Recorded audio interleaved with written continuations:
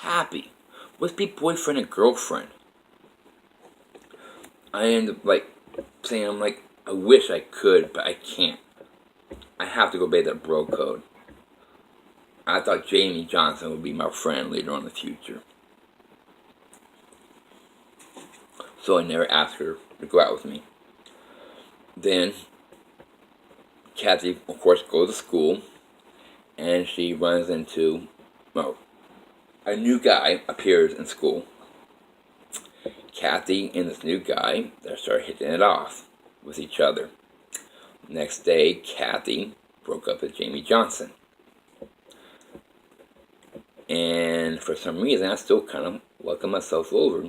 Jamie Johnson not allowed there no more.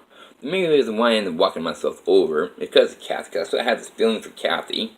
But, of course, there was somebody else named Tony. Now, I met Tony weird.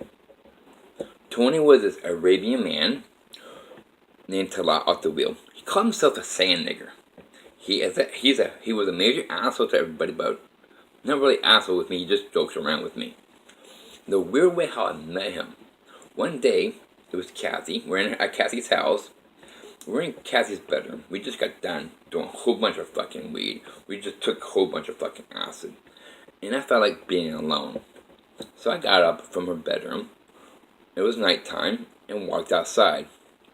Walked to the left side of the house, talking to myself, answering myself, and all of a sudden I heard a man's voice. Just one man's voice saying, "Yo, you, over there." I'm like looking around, I'm like, who the hell's calling me? All of a sudden I hear the voice goes, "I'm over here by the swing." I'm like, okay. So I walked close to the swing, and there I stood, an outline. I didn't see anybody there. I mean, I saw somebody, but I didn't see nobody. I see an outline of a man in blue. It's like 6 a.m. I'm in the dark, outside. It's nighttime. I see an outline of a man, like red and blue, like outlined, like dots everywhere, like pixels. An outline of a man. I mean, I seen like the whole drawing of a man standing there, holding I guess a brown paper bag, and there's a bottle inside the bag, and he's drinking whatever the bottle was. He introduced himself. He goes, "My name is Tony." He goes, "I live in that shack right over there." And there's a red shack right there. He goes, "I just got done smoking some weed and ended up doing some LSD, but I'm really always alone. I have no friends. And I got tired and I fell asleep." He goes, "How about you come over, because it looks like you have problems, knock on my door, and come talk to me." So while I'm talking to him, I'm thinking to myself, should I do that or not? I was scared. When I was talking to him, all of a sudden this guy, one of Kathy's father's co-workers, came by. I think his name was Herbie. He goes, "Hey Dave, who are you talking to?" All of a sudden I looked at him like, "You don't see this guy right here?" He goes, "There's nobody there." I'm like, this guy didn't, he said his name is Tony. All of a sudden he just looks at me, "Really?" I'm like, "Yeah." He's like, "Huh?" He goes, "Okay, Tony, you said, right?" I'm like, "Yeah." He goes, "Okay." He kind of walked away. I'm like thinking to myself, like, huh? All of a sudden Tony's like, "What, he didn't see me?" I'm like, "No. I don't know how I'm seeing you either, but no, he didn't see you." He goes, "Come on over." I'm like, nah, I don't think I am. Well, so I end up going inside Kathy's house. Jamie, Kathy, and Gerard, everybody's in there. All of a sudden just looked at me. My face, I guess, was white as a ghost. Jamie looks at me and goes, "Dave, what happened?" I looked at him like, "I'll tell you later." A couple hours later, I got up, go to the restroom. Jamie comes outside, or meets me in the living room, goes, "Dave, what happened?" So I told him what happened. He looks at me and goes, "Huh? Okay." So the next day, I was about to go to work. I got in my car, and all of a sudden, I hear Jamie's voice go, "Dave, guess what?" I'm like, thinking to myself, I'm in the car, my window's down. I'm like, "What?" "Tony's coming." I'm like, "Huh?" All of a sudden, my passenger door opens up, and all of a sudden, this Arabian man jumps inside. He goes, "Hey, I'm Tony. You saw me last night in your such." I'm like, I looked at him like, "Whoa, wait a minute. You're actually real?" He goes, "Yeah, I'm real." My mouth just dropped. I guess he was having an out-of-body experience, and I saw him. That's how I met Tony. And me and Tony hit it off. I miss Tony. Tony ended up having problems. He ended up having seizures. Lots of seizures. And the seizure got the best of him. He was a window cleaner. And I found out he climbed up the ladder. He was on top of a roof, about to go to another window. And he ended up having a seizure. It fell off the roof. It was like a good stories high, like 2 or 3 stories high. Hit his head really hard on the concrete. Cracked his head wide open. I was told by Gerard Herbert that he died on impact. Find out 2 years later, Gerard lied to me. Tony wasn't dead. Tony was sent to the hospital. He died 3 days later. Gerard did not have the nerve to call me and tell me that Tony's in the hospital to come see him. Gerard told me the main reason why I didn't do that because I didn't want to see you cry. I didn't want to see you hurt. That's bullshit. Tony and I were best friends. Yes, I wasn't hanging out with them anymore because my ex-wife didn't want me to be around people doing marijuana because she said that you're paranoid schizophrenic. When you smoke weed, it affects your mind. No, I'm not paranoid schizophrenic. What I did in front of Kathy made me hear voices. Kathy ended up being in control of my mind. She can hear everything. Now, what's fucked up is, Kathy, she wasn't planning on making me hear millions of voices. What me making these wishes in front of her happened. When she opened my mind, opened my third eye just for her and I to talk, she ended up opening my third eye to the whole universe. Found out later on, all these voices I hear end up being spirits. I have spirits around me constantly all the time. Male, female, men, ladies, boys, and girls. Then find out it's just not spirits talking to me. Oh yeah, good, bad, and evil spirits. Find out there's more good children spirits than there is grown-up spirits. There's more children spirits among us than there's adult spirits. Now, of course, there's bad spirits. What do I mean by bad spirits? They're good people, but they have bad thoughts, bad tendencies. The main reason why they have bad feelings is because they had a bad life. Then we have evil spirits. Evil spirits are like people who did evil things all their whole life, and now they're dead. They didn't feel like going to the light. They just end up still doing evil things. Then we have demons. I personally have seen demons. I personally have talked to demons. Then find out it's just not, I wasn't hearing that. I was hearing outer beings. They talk English. But I heard outer beings. Then find out I'm not hearing just outer beings or spirits. I hear real people. Now, everybody can hear my thoughts. The only thing is, they're not coming to me and saying they can't. And the main reason why I found out by a spirit, and I kind of figured this out because of my life. I mean, how can someone have not heard any compliment of their looks? When I was a teenager, I was handsome. But I have not heard any compliments of my looks by anybody. By teachers, by students, by my own family members, by my own family members, because my only parent I have is my dad now. And when I do finally hear a compliment, I don't care if the person is, I end up automatically going out with them. If they ask me to go out with them. Because, see, I'm that type of guy. Because, like I said, I was thinking I'm butt-ass ugly. So if a So I don't go to anybody and talk to them. Plus, when I left that treatment center, age 15, I ended up saying, you know what, fuck that shit. I'm not gonna talk to nobody no more. I mean, I would talk to go by day-by-day basis, but I will not go to a person and introduce myself to them. I mean, what's the point? They're all automatically think I am fucking crazy. So I end up not talking to nobody.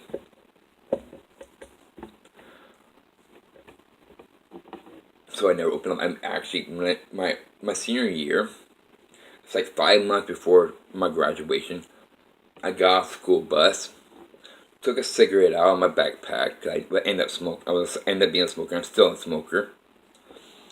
And this guy named Michael Michael Simpson, he looks at me. He goes, "Hey, you got an extra one?" I looked at him like, "Yeah." I go, "Can I have one?" I'm like, "Sure." So I gave him a cigarette.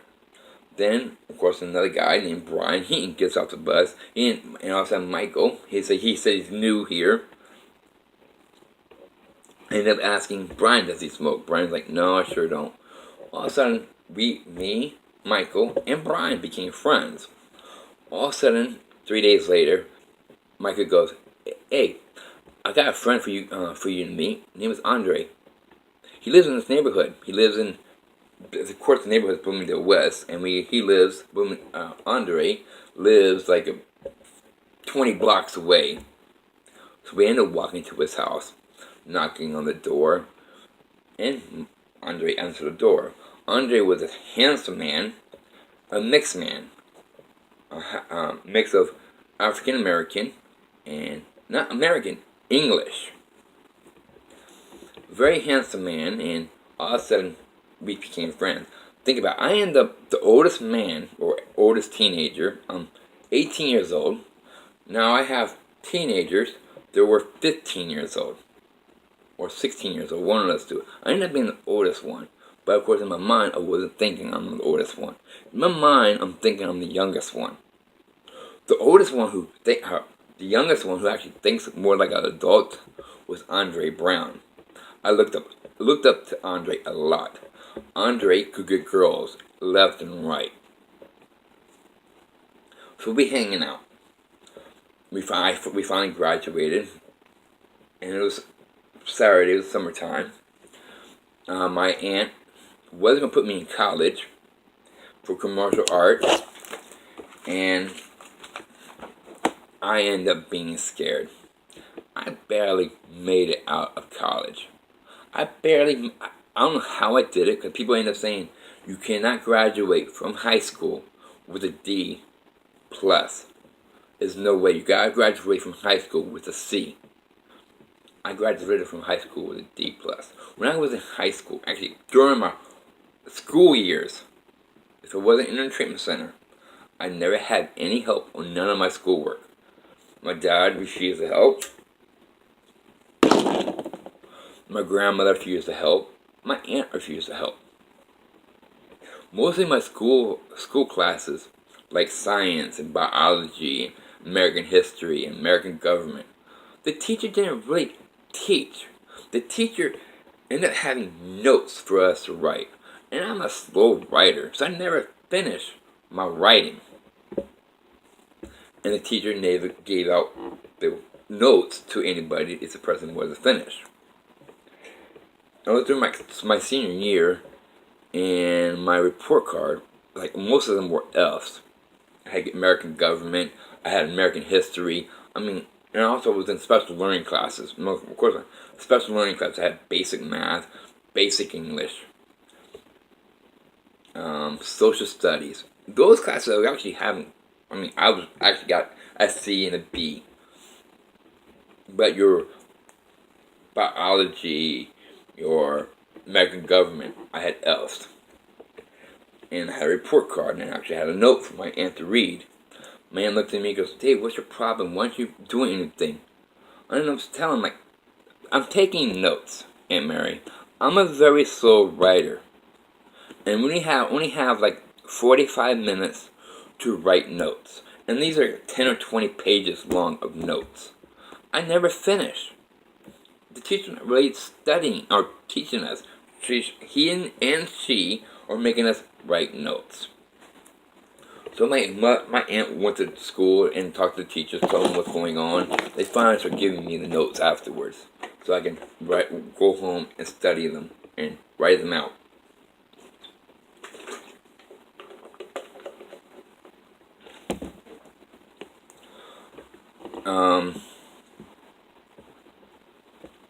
Of course, in school, during my senior year, or during school, I did make one friend. One friend. His name is Michael, or Michael Plato, is his last name. Strawberry blonde hair, but it's really curly, really tall, good size, kind of handsome. But me and him kind of fell out of friendship because me and him had an argument. And of course we split up in friendship. It was over with. Now I'm out of school now, graduation. I didn't go to college. I was going for commercial art. My aunt already paid for everything, but never went. My aunt decided to put me through a special learning thing for hands-on training for getting a job. I ended up doing that, and of course my aunt decided to pay a driver instructor to teach me how to drive. So I ended up doing that on the spare time. My aunt finally bought myself a car. I ended up getting my driver's license, and I'm getting a Nissan Pulsar NX. So now I have a car. I have friends, and all my friends wanted me to drive them places. So I did, for free. And then one day, it was a Saturday,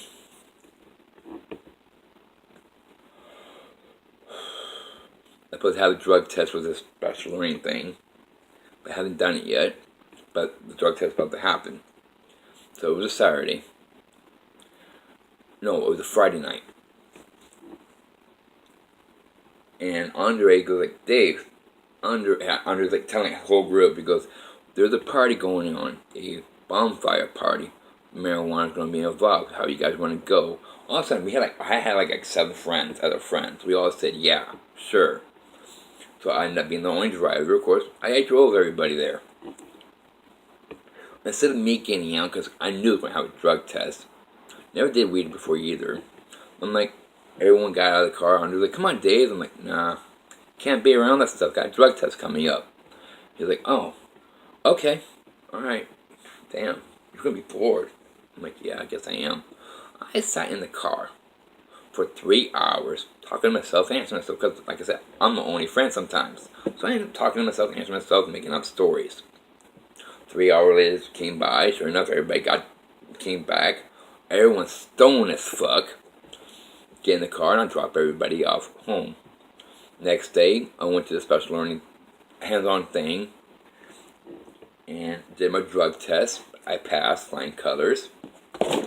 Got home, got undressed, changed my clothes back to regular street clothes. In my own bedroom watching TV, all of a sudden, doorbell rings.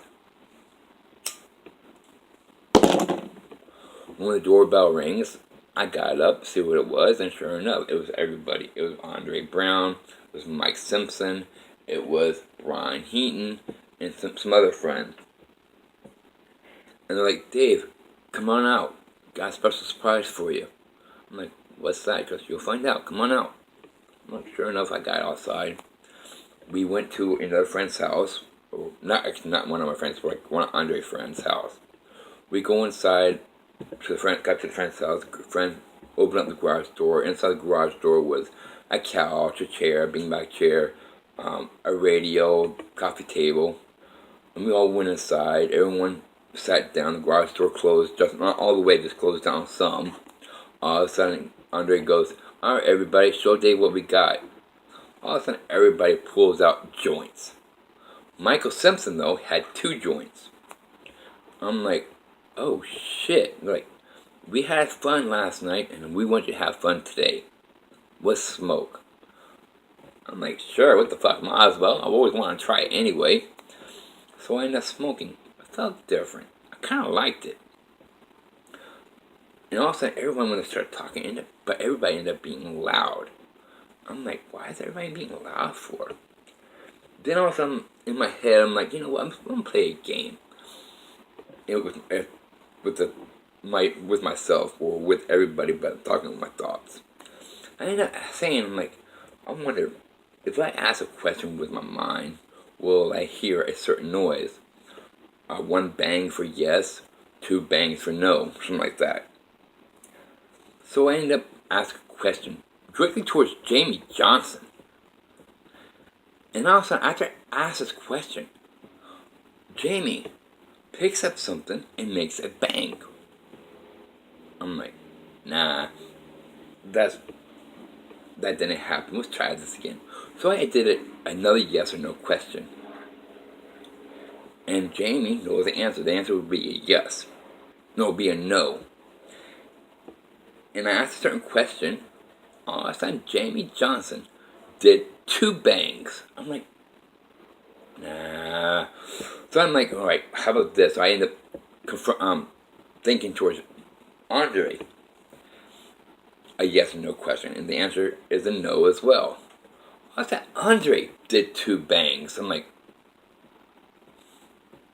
can this actually happening? Is this actually happen? So I'm like, you know what? I'm gonna ask Mike Simpson with a question with my thought. And it was a yes question. All of a sudden, Mike did a bang. I'm like, what the hell? Nah, this can't be happening. Then I start talking with my thoughts and answer myself back, and all of a sudden I ask a question, and someone was talking to somebody else, and I asked a question. All of a sudden, the person talking to somebody else didn't ask a question. They're just talking. All of a sudden, one person ended up saying yes out loud, and I'm like looking around, like thinking to myself, like, why is this person saying yes? Like, I was overhearing the conversation. There's no question involved, and I heard a yes, but I asked a question with my thoughts. I'm like, this can't be happening. But it did. Now this has been going on for a while. Before I made those wishes. Then when I made those wishes, all of a sudden I hear voices in my head asking questions. One day I'm at Kathy's house. I had a Ouija board. And I'm using a Ouija board, and it wasn't working with me. All of a sudden I hear Kathy's voice in my head saying, Dave, you know you don't have to use that. You're hearing us right now. I didn't know what she meant by that until later on. I've been hearing spirits all for 22 years in outer beings and real people. Now, during the time I actually knew Kathy, hanging out with Kathy, and now she's going out with Michael, I ended up having a dream about Kathy again. We're in a hotel room. Now we're in a hotel room, just me and her. And I asked Kathy, and in my dream it's still black and white. I ended up asking Kathy, would you go out with me? In my dream, Kathy ended up saying yes, I will be more than happy to. So I asked Kathy again, I'm like, would you have sex with me? I would expect her to say no. All of a sudden, Kathy ended up saying yes, I'd be more than happy to. I'm like, would you have sex with me now? We're in a hotel room, we're got a bed here. Kathy's like, yes, I'd be more than happy to. Kathy was about to take off her clothes. All of a sudden, her boyfriend, Michael McClure, I didn't know his last name. I'm thinking his last name is McClure. But Michael appears wearing a blue shirt, blue jeans, with shoes on, black hair, mustache, a little like goatee right here. Appears. End up saying, Kathy, please don't. You belong to me. I'm looking at Michael. All of a sudden, Kathy turns around, looks at Michael. Then all of a sudden looks at me. She goes, Dave, I'm sorry. I cannot do this. And when she said that, all of a sudden, Michael disappears. And Kathy disappears. And I'm in the hotel room like, what the fuck just happened? All of a sudden, I wake up. Now, I'm like, how can somebody enter a dream to cock block somebody else? This is a fantasy. I mean, I have a major crush on Kathy. Didn't know why at the time why. I am in love with her, but I'm afraid of her. Of course, I'm afraid of her because she can hear my thoughts. But I have a major crush on her. But how can someone cock block somebody else in a fucking dream? And I'm like, you're all probably like, that is just a dream. No, it's called a dream link, everybody. People do study psychic books. And Kathy, I heard from her mom, is the best. Kathy can do just about everything.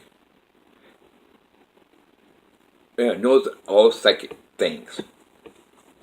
See, for a psychic dream or a psychic dream link, a person, you think about that person constantly, hardcore, before you go to sleep. Now that another person thinks of other person hardcore as well. I thought about Kathy 24/7. And every time I dream, Kathy would end up being in my dream.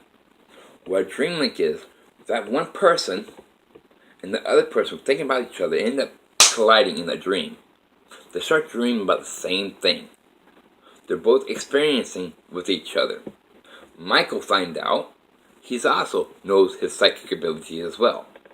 When I met Michael and I saw them together, I ended up saying, you know what? They'll make a perfect couple. They'll be perfect to each other for marriage. So that's when I ended up kind of leaving them alone. But one day, I'm at this girl's house. Gerard, Junior Herbert, he's the one who introduced me to Kathy. Now, Gerard, I'm at his house one day. He ended up telling me there's a girl. She's 13, but she doesn't act like she's 13. And she's hot as fuck. You want to meet her? I'm like, yeah, what the hell? What the hell? Might as well. Even though I'm an older man, I'm like, sure, what the hell? Met this girl. When I saw her, I looked at her. She looks familiar. It's like, I know her. I don't know how I know her, but I know her. And so we're hanging out with her. And all of a sudden, she's saying comments out loud about I'm a pervert, this and another. I'm like, thinking about how and how she knows I'm a pervert. Then one day I'm at her Mickey's house with Gerard. I went to go use the restroom. I constantly think about killing myself all the time. And I'm in her bathroom, and I saw a razor blade. And I thought of cutting myself happened, but I didn't do it. I went to go pee. So saw the razor blade, thinking about picking up and just killing myself. All of a sudden, I felt a brand new razor blade slice against my wrist. I'm looking at my wrist, I'm like, what the fuck? And nothing's there, no cut or nothing. All of a sudden, I feel my warm blood coming out of that sore, going down my hand, dripping off my finger. I'm like, looked at my wrist, I'm like, what the fuck?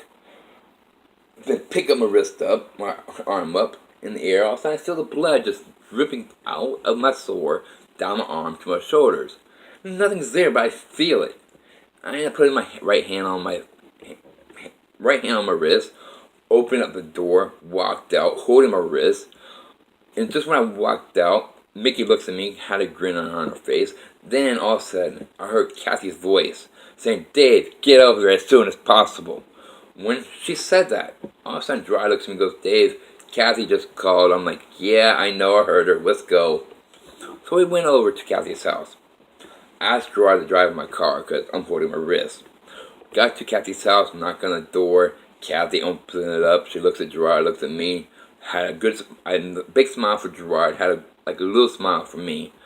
Kathy sits down. I sit on the couch. Gerard standing up. Kathy talking to Gerard. All of a sudden, when Kathy was talking to Gerard, I heard Kathy's voice in my head at the same time, asking me, Dave, what's wrong with you? So I told her out loud with my mouth. I ended up saying, my wrist hurts. All of a sudden, Gerard stopped talking. Kathy did too. All of a sudden, Kathy looks at me. The look in her face is like, wow, it actually worked look. And I didn't know why she looked at me like that. Because honestly, truthfully, I thought it was Mickey who cut me.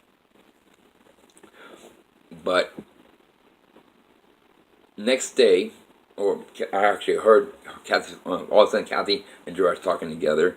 All of a sudden I heard Kathy's voice in my head again. Well, Kathy's still talking to Gerard. I hear Kathy's voice again in my head saying, go home, go to bed, go to sleep. When you wake up in the morning, the pain will be gone. I'm thinking about how she know this. But I'm like, Gerard, we gotta go. Gerard's like, we just got here. I'm like, dude, we gotta go home. I gotta go home and go to bed and go to sleep. Gerard's like, okay.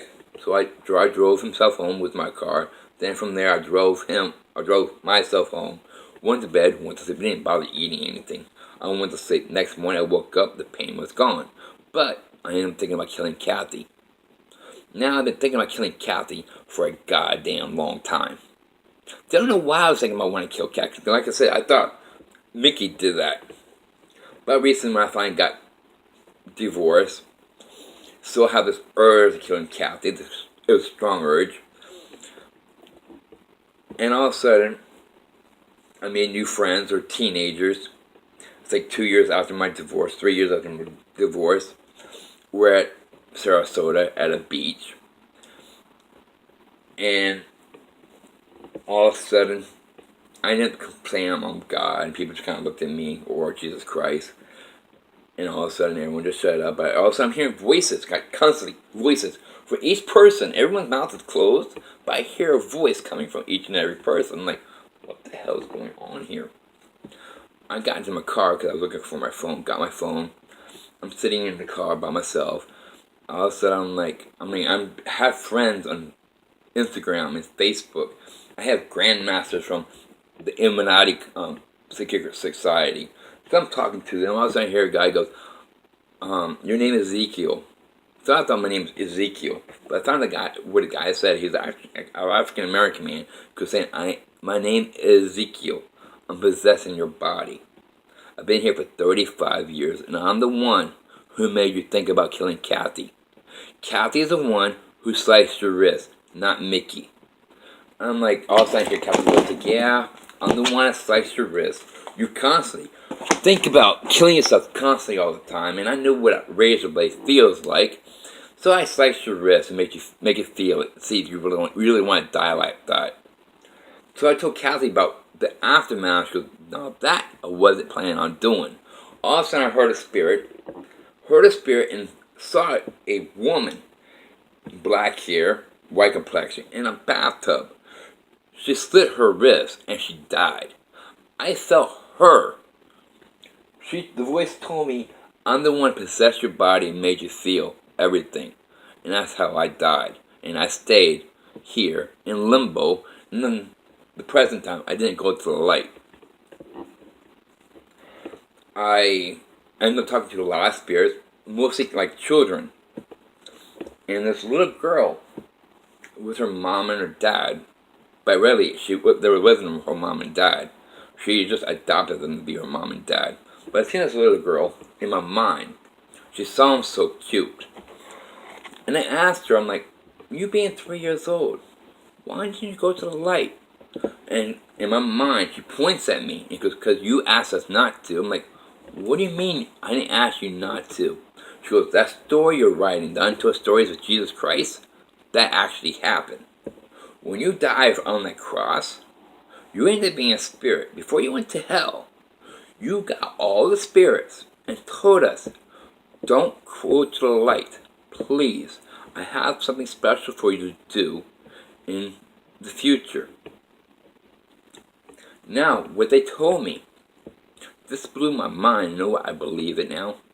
She goes, everybody, including you, is sleeping. But this is reality. We did it for you. We did it when you were 14 years old in a treatment center. During the summertime, when summertime started. Because from there on, we knew your life was going to be a total hell. We put you to sleep.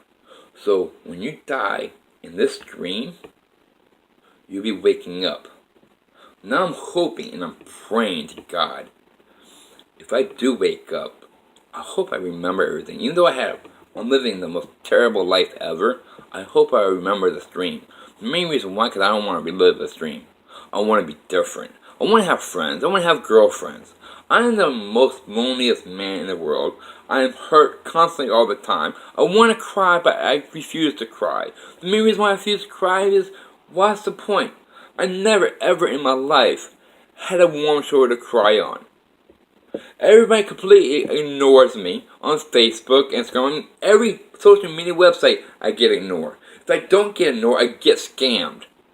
I like I said, I think I have broke the world's record in getting scammed by people. I've been scammed by over 55 people. I mean, way over by 55 people. I'm going to say by 55 people or more. Some of these people have scammed me more than one time. I got scammed 10 different ways. I lost over 10 grand. Way over 10 grand. So on social media websites, people say I'm cute and handsome, but I'm getting scammed. So I think now I am ugly because I'm getting scammed all the time. I have talked over to 5,000 people. Nobody, excuse me, there people have, but majority of the people give me excuses why they cannot do a video recording, why they can't do a video chat, why they can't do a voice call. Some people do voice calls. And when they do a voice call, they think they sound like a pure white American woman. No, they sure hell don't. They sound like a pure black African woman. I know accents very well. I can tell from any country what country they're from. Don't know how I have that gift. I know that gift. But I do have that gift. Now, some people do video chat with me, and guess where they end up being? Pure African American woman, or pure African woman from Africa. African guys who that they finally decided to come clean and tell me who they are. Then you have the Philippine ladies. They're the only people who video chat with me or talk to me on the phone. I have not heard an American woman talking to me. I did not have a video chat with an American woman besides my ex-wife. And I'm like, you know what? I guess I am the ugliest man in the world. Even though I have seen ugly people, I guess I'm one of them. I am bald-headed. I am toothless. I'm fat. I mean, I got a gut, a big gut. So people, they're like, you know what? It'd be easy to scam. Make him think he's really handsome and all and get his fucking money. Now, I have no job. I have no money. I live with my aunt. She pays for everything. Every time I need money, she gives me. And I don't know why, but it seems like I get away with everything with my aunt. My aunt gives me money, $20 a day, if she has it. I have stolen so much from my aunt. I have stolen a lot of rings for her, pawn them, to give to a woman, hoping maybe she'll come to me. But no, she ended up scamming the shit out of me. But I have stolen like 50 different rings from my aunt. I have stolen a whole bunch of stuff out of her garage and pawned them. I even pawned my own stuff. I got rid of my 55-inch TV. I got rid of my sound system. I got rid of my computer. I got rid of my water cooler. I mean, I got rid of everything that belonged to me. Now I don't have really nothing.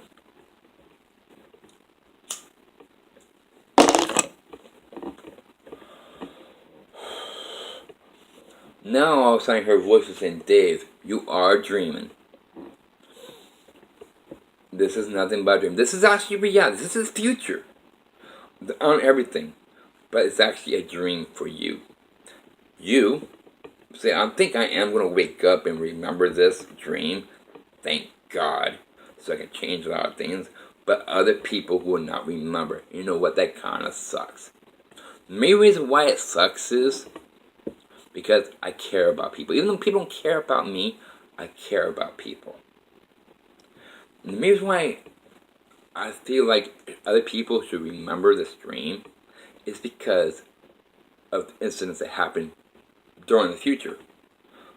They say I've been dreaming for 32 years. Think about what happened during the 32 years. 911, earthquakes, tsunamis. I mean, you name it, it happened. It'd be nice to have people who remember these dates, these things happen, even in a year, and talk about it to save people. 911 would happen, but people won't die.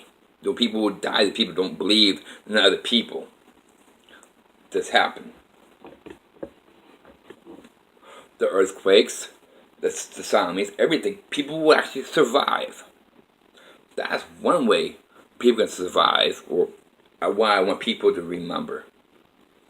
Now I hear voices like Dave. People will remember. The only thing is, you gotta pick who will be the candidate for people to actually remember. Now I'm like, I don't have no friends. Now this is the thing. If you want to be my friend, just believe everything I say, because you know what? Everything I've been telling you all happened. It's all true. What I hear, what I experience, is all real. Not make believe at all. I've been through a lot of crap. I have felt things that's not there. Pain and pleasure. Mostly pain.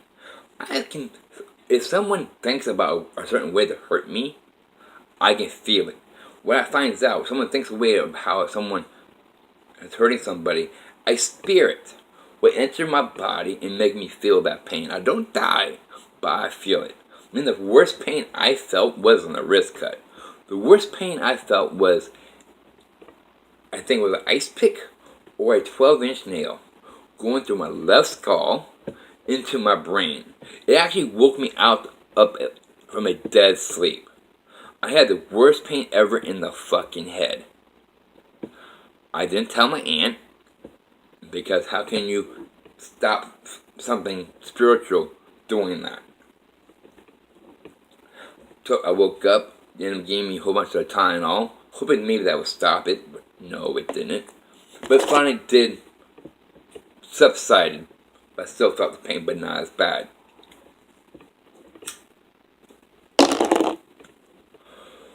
I felt needles going through my body. I felt a bullet enter my body. I felt a lot of things, and nothing's there. I actually said felt pleasure. What I mean by pleasure, I mean, one time, a long time ago before I got married, I am lonely. I haven't masturbated for about 3 months. And I'm like, you know what? I'm feel like masturbating. I'm at home. It was nighttime. I'm about to go to sleep. I'm about to masturbate. I end up getting ready to masturbate, and all of a sudden, I felt a woman's hand, a teenage hand, grab a hold of my right wrist, put my hand down by my head. All of a sudden, I heard Kathy's voice in my head, or actually in front of me. Because when I hear voices, they're not in my head. They're surrounding me. I hear voices maybe outside the house or inside the bedroom or in the hallway. I mean, the voices move around. They're not in my head. Sometimes they were in my head, but most of the time they're outside my head. But the voice I heard of Kathy sounded like she was right in front of me. And the voice of Kathy is saying, "Don't move. Be comfortable. Relax. What you're about to experience will feel really good. I have a question to ask you afterwards." I'm like, okay. All of a sudden, my cock starts moving around. It's dark. I couldn't see it. All of a sudden, my eyes adjusted to the darkness. All of a sudden, I saw everything. My cock starts moving around. I felt the best thing ever on my cock. It lasted for quite a while. I even felt like I feel her butt on my lap. And I had an orgasm. It ended up being the best orgasm ever in my life. To be honest, it was the best sex I ever had in my life. When she got done, she was, "Did you enjoy yourself?" I'm like, "Yeah." She was like, "Do you want this again from me?" I'm like, "Oh God, yes." Then tomorrow, when you wake up, take a shower, brush your teeth, shave, get dressed very nicely, and come over and ask me to go out with you. So I'm like, okay, I would definitely do that in a heartbeat. She goes, "Good. I'll see you tomorrow." I went to bed, went to sleep, woke up, took my shower, shaved. I got really nice.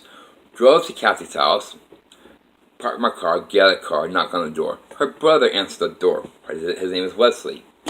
He answered the door, and I looked at him like, "Is Kathy home?" She goes, "Yep, she sure is. She's in the kitchen, and she's expecting you." I'm like, "Oh, cool." I'm like, "She's expecting me. Awesome." So I went into the kitchen, and in the kitchen, there she was, sitting by the table, looking at the newspaper, and I'm about to ask her to go out with me. I looked at her in the face, she looks at me in the face, she had a big smile on her face.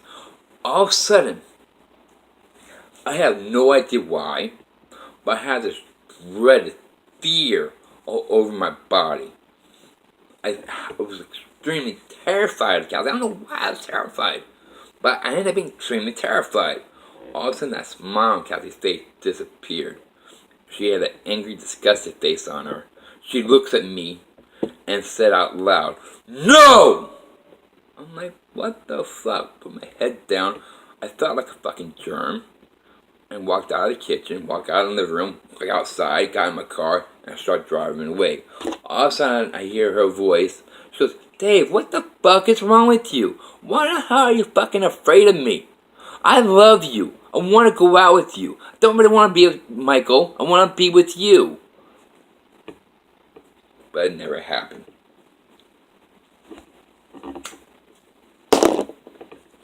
Now I'm divorced. 3 years later, I think 3 or 4 months ago,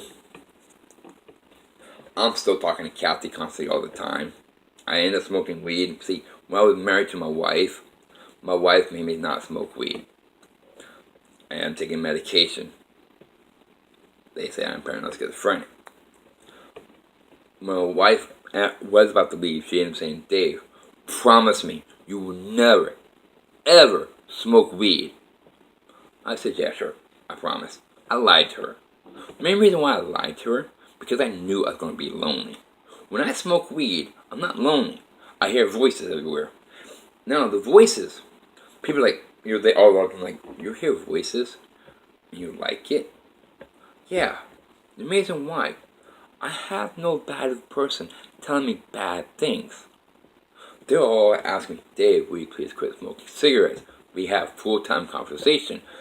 The voices care about me.